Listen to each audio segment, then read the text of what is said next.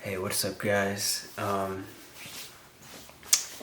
Pretty simple video I'm doing today. I'm just going through some of my CDs. Not all of my CDs, but a good amount of them. Just all of... And most of the CDs aren't even in here, in these boxes, but I just have this like shitty Amazon rack for them. I say shitty because it doesn't actually hold that many. But anyways, I guess I may as well just get started. Here is Wolf by Tyler, the Creator. This is one of my least listened to CDs that I have. Like I use them in the car, and I've maybe put this one in the player twice since I got it. And I do like this album, not as much as I used to. I don't like Tyler as a whole nearly as much as I used to, but it's still a good album. I mean, there's nothing wrong with it. It's just my taste has changed a little bit. But I don't know, number one, should I rate it out of 10? I don't know, like 5. I don't like it anymore. Not like I used to. There's still like IFHY is a great song. It used to be one of my favorite songs. And there are some other classic, Tree Home or Treehouse or whatever it's called. Colossus is on this. Anyways, yeah, I mean, it's a good one, but kind of an old one. It's very like 2021 for me. Up next, we have Apocalypse 9-1, The Enemy Strikes Back by Public Enemy. Now, I like this kind of rap, somewhat.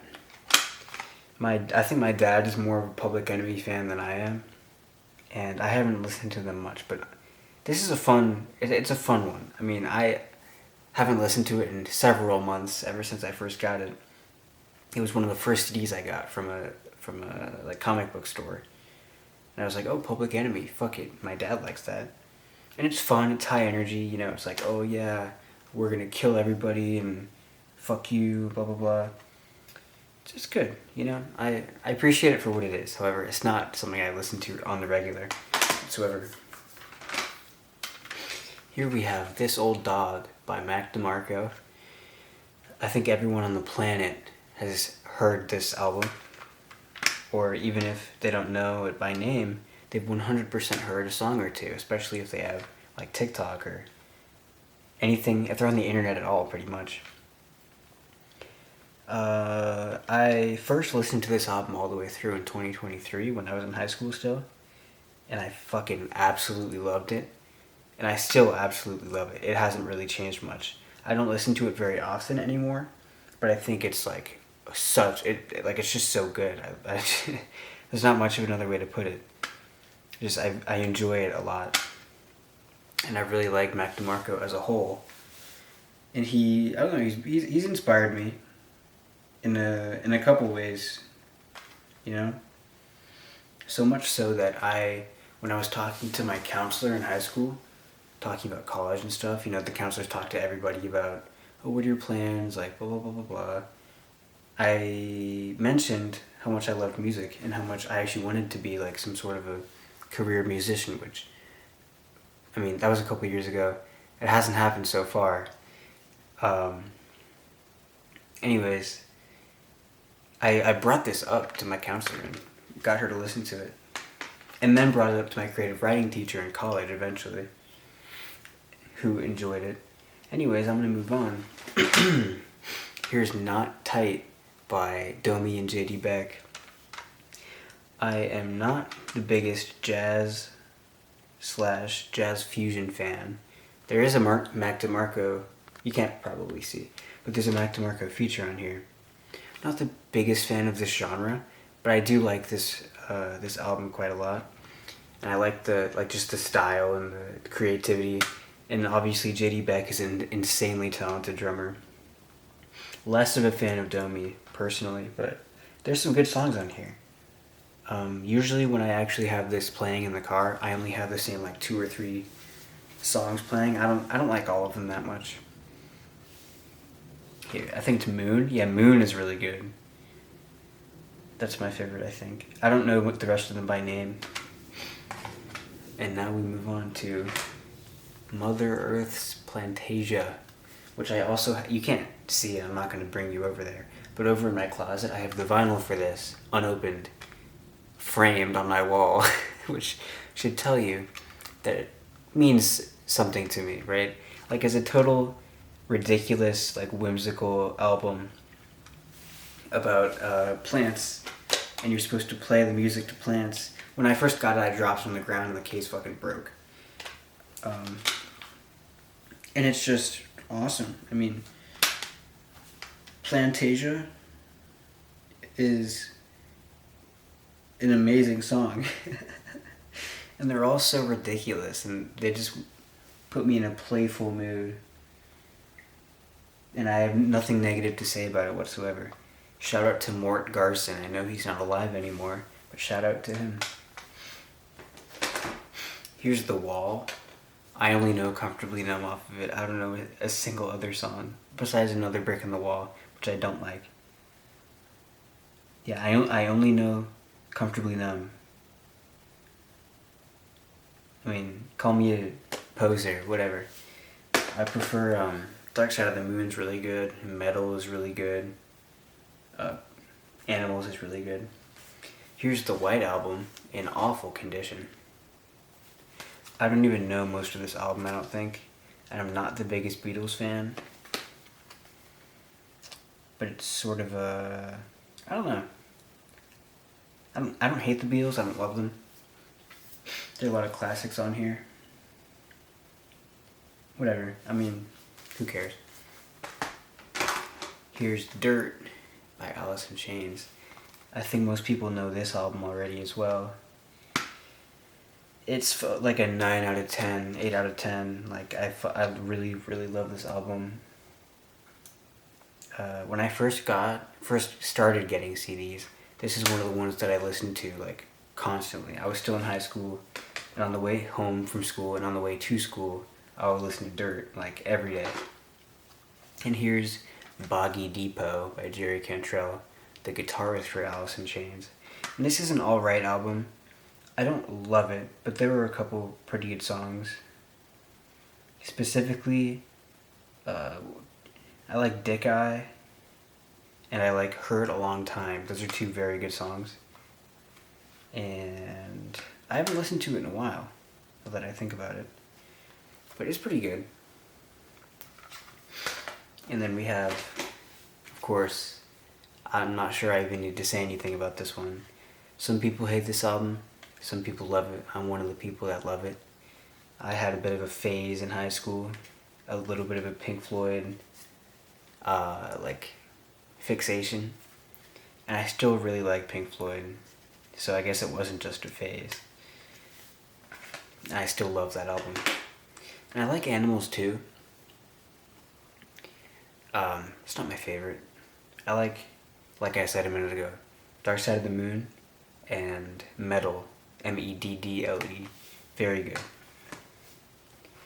Here's Wish You Were Here, which I like Shine On You Crazy Diamond and Wish You Were Here.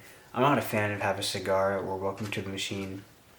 It's just not the kind of thing I listen to, like, for fun. However, I can appreciate how iconic this is and how good those few songs are. You can't deny how, like, just iconic and classic that is. Here's Steely Dan. I'm not particularly a big Steely Dan fan.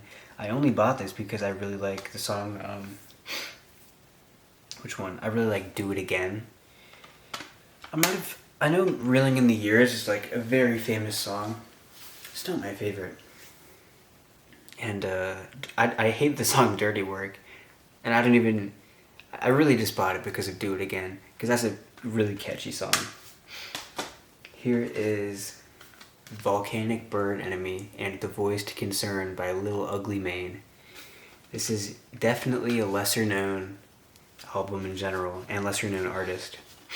Not that I would say he's underground, but if you compare it to the rest of the music I've been showing you, it is. I fucking love this guy. He's a rapper from Virginia. He's not that popular. and just he's very creative, and his music sounds like nothing I've ever heard.